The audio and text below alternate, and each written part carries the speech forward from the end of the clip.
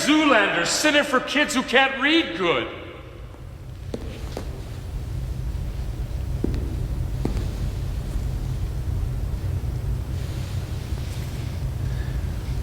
What is this?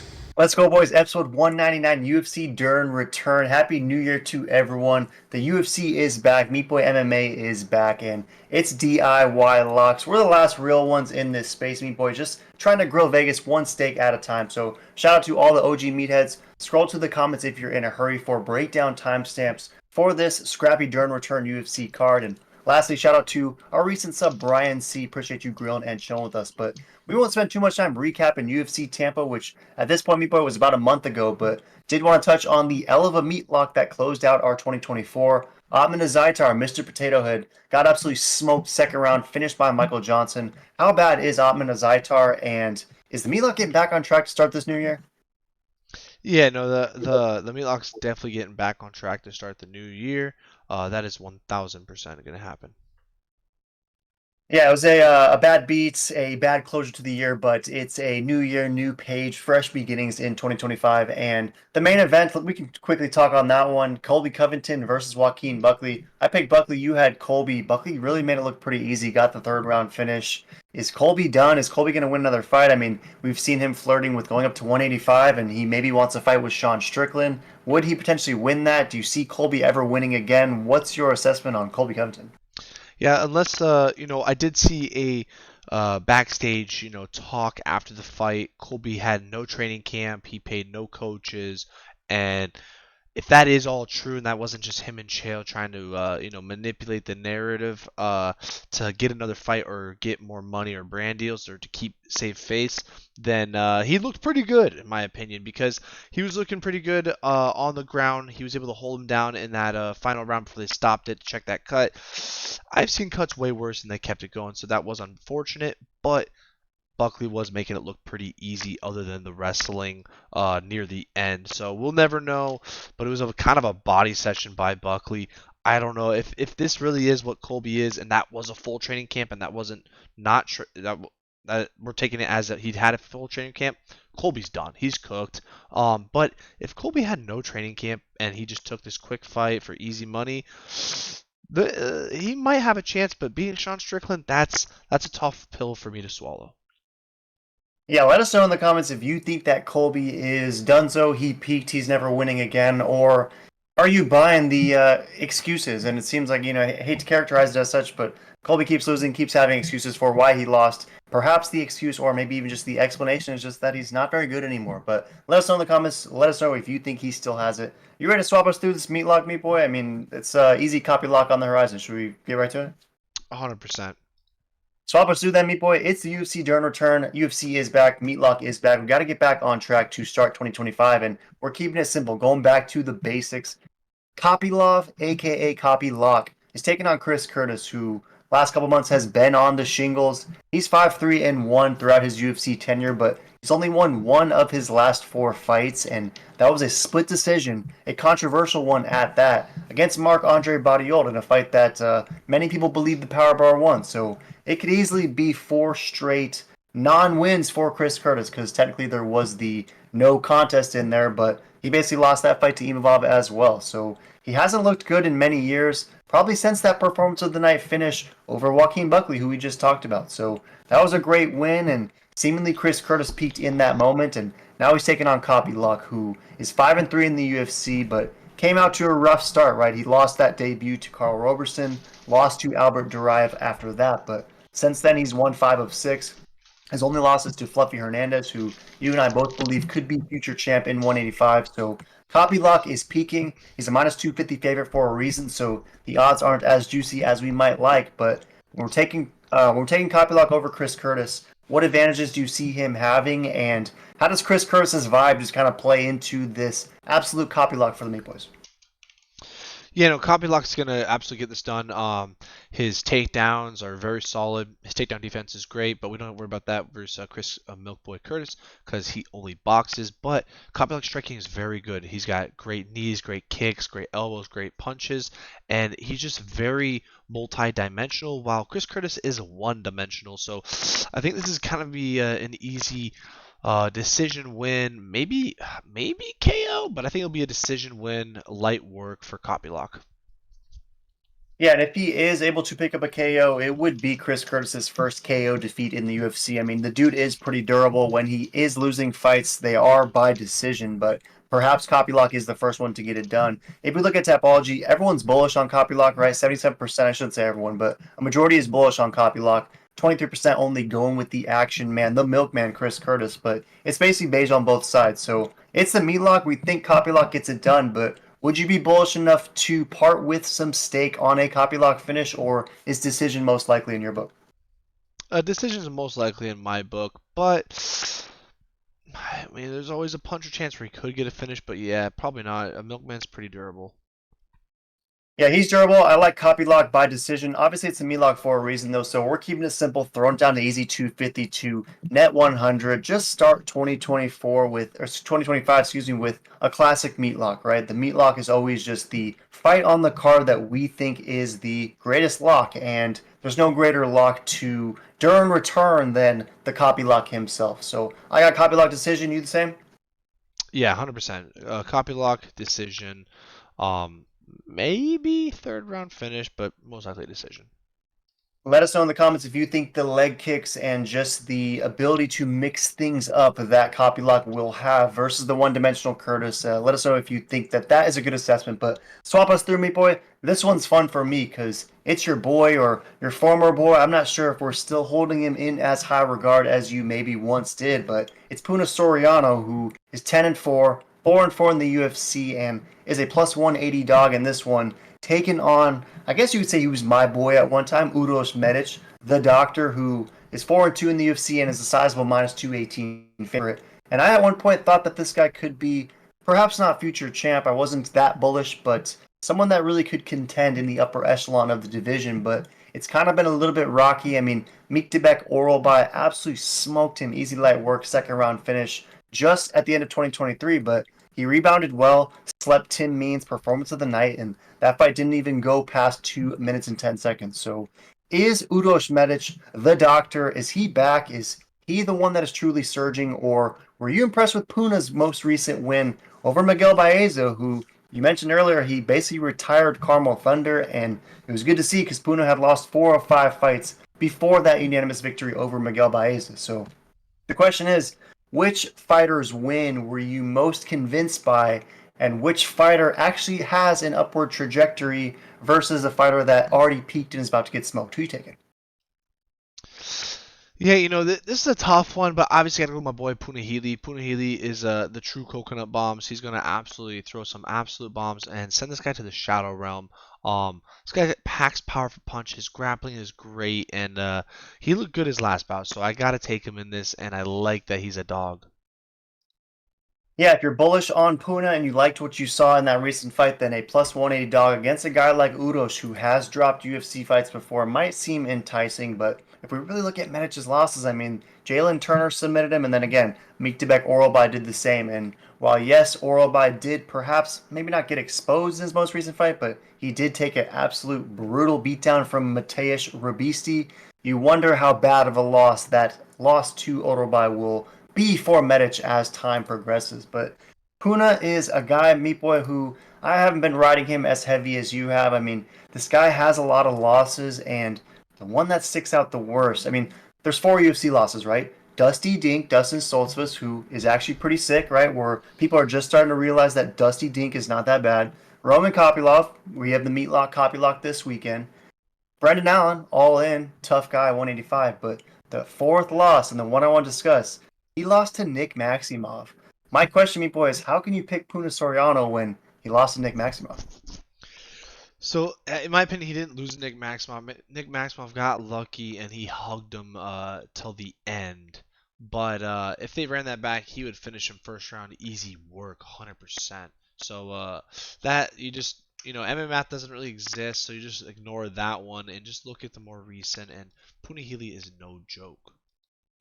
Yeah, and it was a split decision, so on paper it was close. I actually remember that fight, Meat Boy. It was way back in the day, 2022, and I remember you thinking that your boy Puna clearly did enough to win that fight. And I believe you thought that the split decision was a little bit of a robbery in that one. So perhaps that's the justification. It is kind of a strange loss, though. It's almost in the Boone Stonk over Michelle Pajeda type category where very difficult to explain away that L. And for that fact alone, Meat Boy, it's very difficult for me to pick Puna Soriano in a fight. I mean, if you lose to Nick Maximov, if you lose to Boone Stonk, I don't think that you're going to beat Uroš Medic. And I at one point believed that the doctor was a hype beast worth investing in, and I'm going to jump back on the stethoscope. I'm taking Uroš Medic to win a decision in this one, but Puna has a plus 180 dog, especially coming in off a recent win where, you know, his back was against the wall essentially. Perhaps there could be some juicy value there. But last thing, Meat Boy, Tapology, 88% is going with the doctor. It's basically all Brown, so they think Puna's getting finished. Are you at all concerned that Puna goes out there and gets absolutely slept?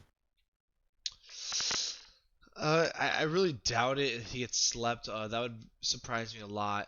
If Puna does the sleeping, that wouldn't surprise me because that's kind of what Puna Healy does. He puts people to sleep. Story time, baby. His aim is coconut bombs, and you at one point, I mean, we could scroll back, I don't know how many years it was, years ago it was, Meat Boy, but you at one point did say that Puna Soriano, is a future champ. So we shall see if that is in the cards for him. But swap us through, Meat Boy. This one is very fascinating. It's C-Rod, Christian Rodriguez, a guy that we have been all over at times when the odds makers were fading. And here's another situation where plus 220, despite being 3-2 in the UFC, despite having impressive wins against guys like Isaac Dolgarian, against guys like your boy Cameron Simon, and against Raul Rosas Jr., is a dog against this debutant Austin Bashi, who at minus 270 is 12-0. He's Dana White Contender Series debutant, and they have elected to feed him to C-Rod on a main card, and Vegas is backing him as a minus 270 favorite. So clearly, when you analyze the context, there's a lot of hype behind this Austin Bashi kid. C-Rod has sort of been there, done that, though, and his only losses are to JSP and most recently to Julian Erosa when he went out and got submitted in the first round. But we know Juicy J is a guy who can submit a lot of people in this division, especially if you aren't careful, and is a true levels test, an underrated fighter at the division. So what do you make of the odds in this one? Do you see C-Rod's experience and the fact that he's cashed multiple times as a dog before? Is he juicy dog value against this hype beast, or is Austin Bashi the real deal? Yeah, to be honest, I honestly missed the Dana White Contender Series fight, but C-Rod is no joke. I mean, if this guy can steamroll through it like what these odds are saying, sign me up. I'm all on board, but I gotta see it to believe it. So I gotta ride with C-Rod on this. I think he's gonna win. I think the opponent might have a good success first round, maybe even second round, but third round he's gonna gas and he will get finished. Yeah, that's what's interesting, right? Because Austin Bashi, the dude's kind of massive, right? He's like a tank of a featherweight. C-Rod, we know, is probably a more natural 45er, and Bashi's whole game is take you down, smash you, smush you, and implement that sort of top-heavy pressure that perhaps C-Rod is going to really have to struggle with in order to be successful. So if you're taking C-Rod in this one, do you think he picks up a finish in this one? Does he eke out a decision? What's the pathway for him if you're taking him for Austin? Yeah, I think C-Rod is gonna win this by decision or a third round finished TKO. And that 70% is rolling with Austin Bashi, right? 30% only going with C-Rod. And a lot of people are on Tapology are back in the Bashi sub. So for this one, Meat Boy, I'm going to reluctantly take...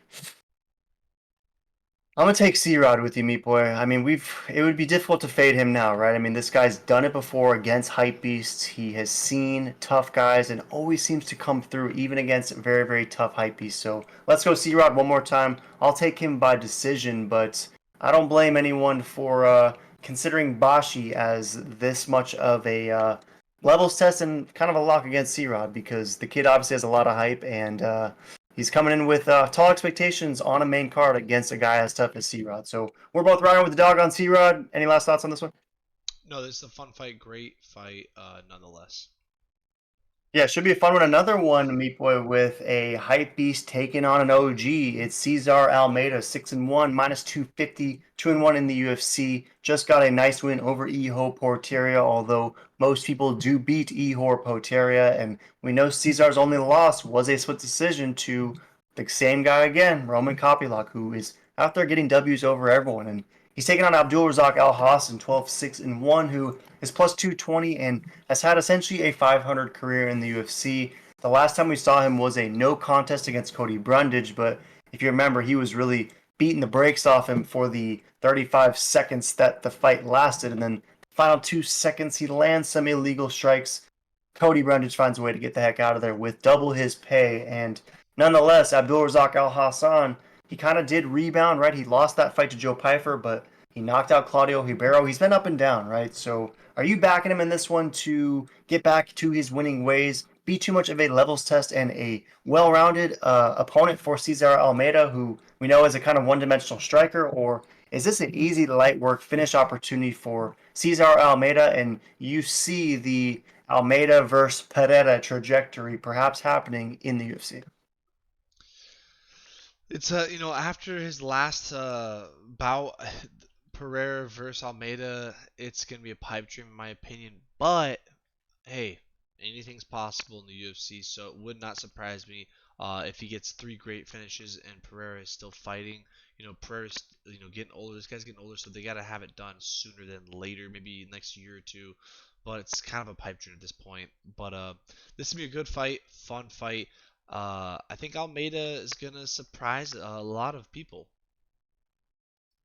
Yeah, and if you're unfamiliar with the context, why we bring up Pereira, right? These two fought in kickboxing at WGP Kickboxing 17, way back in Brazil, 2013, and Almeida got the decision over Pereira. So it's obviously been the UFC pipe dream to find a way to fast track this dude, especially as you mentioned, late in his career in MMA at least. A rematch against Pereira and perhaps another free W in a rematch in a different sport for Poetan. But you say that people might be surprised in this one. Do you think Cesar is going to pick up a finish in this one against Abdulrazak Al-Hassan? Because the odds are obviously overwhelmingly in his favor. 82% of Tapology is rolling with him, and 65% of it is Brown for the KO. So is Abdulrazak going out here and getting absolutely slept?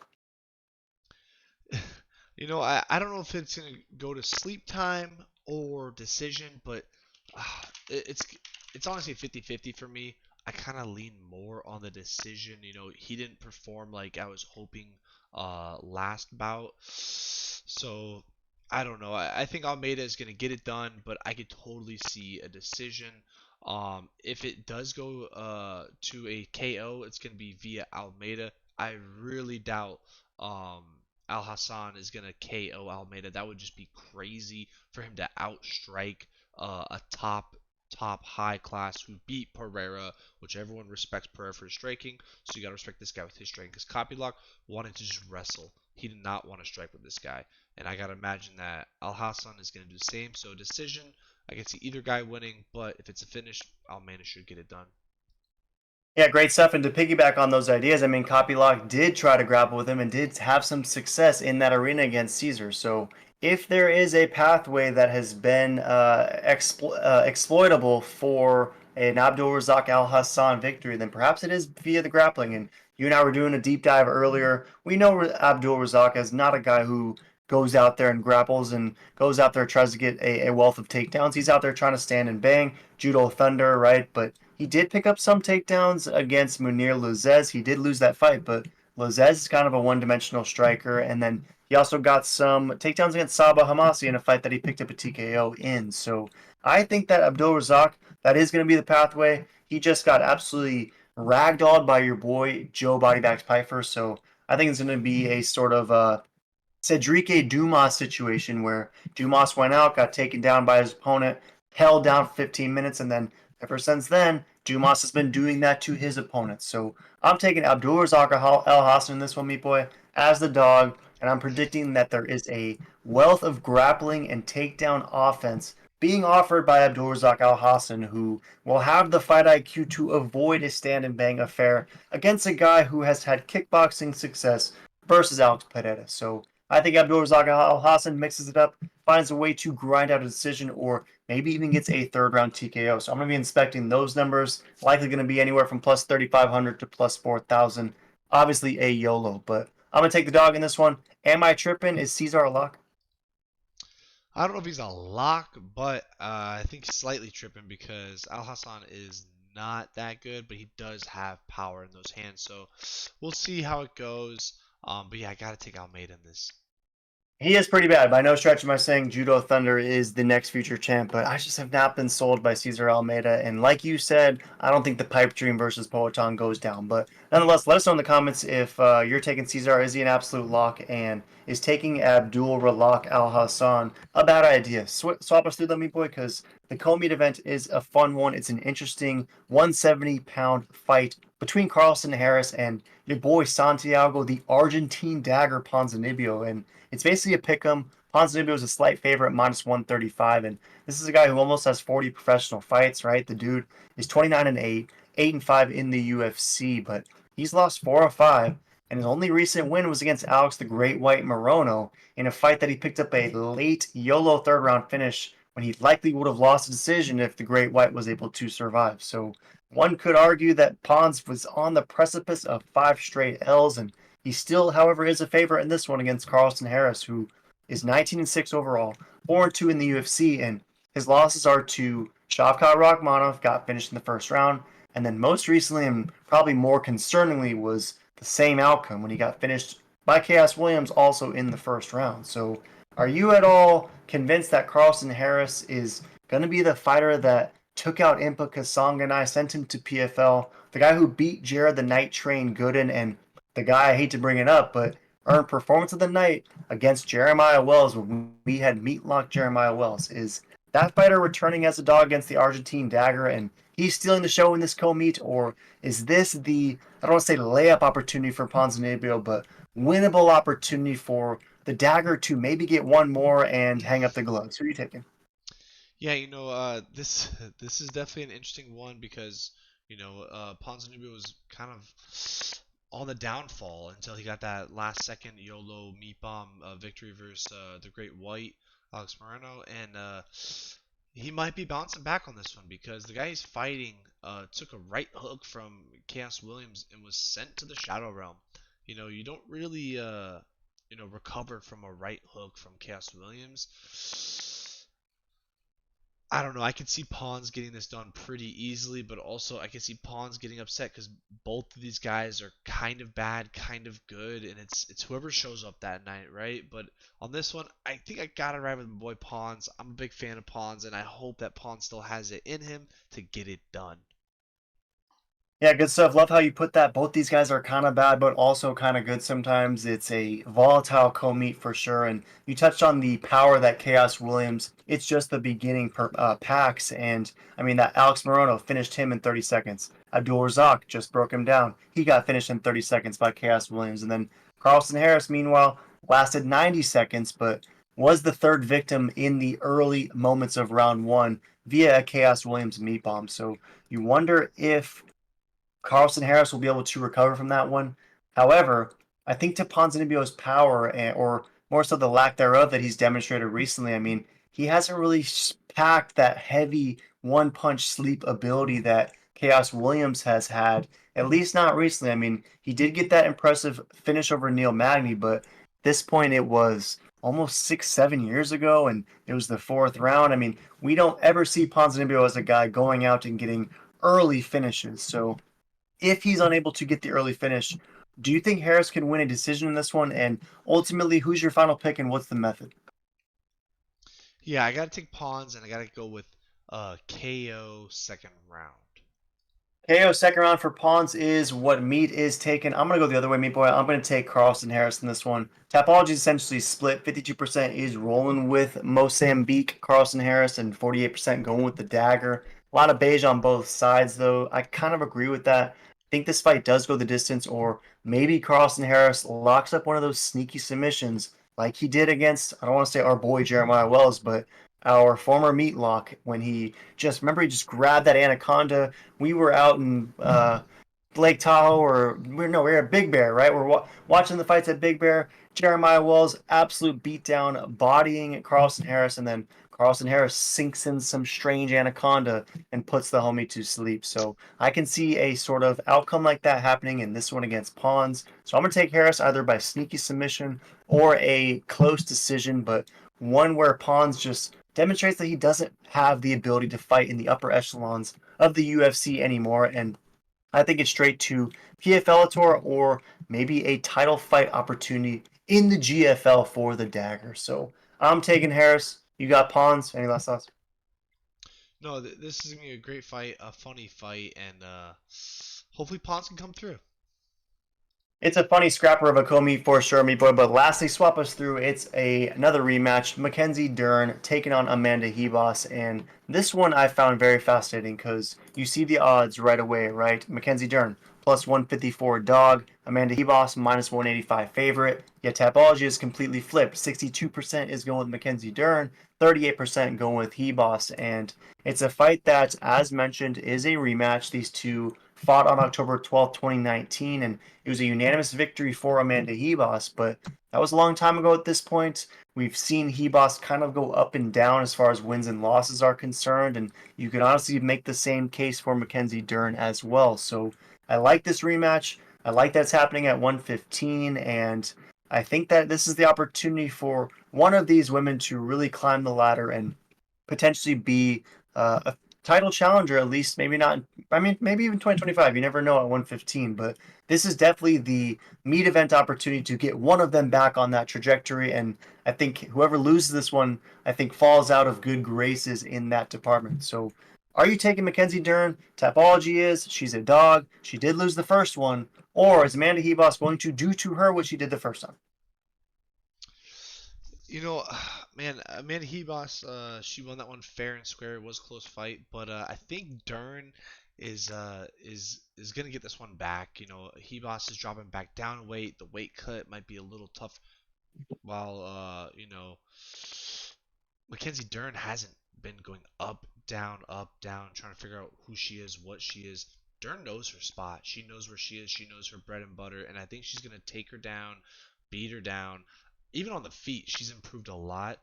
Hebos on the feet, I wouldn't say has improved too much. So I feel like Hebos is getting slightly worse over time, while Dern's been getting better and better, showing that she's better striking, she's more durable, she doesn't give up, a lot more heart. While Hebos kind of just is okay losing, she's just there to be there. While Dern is trying to actually win. So I think Dern's gonna make this, a bloody fight. This is gonna be a good fight, and I think she's gonna get this one done via decision.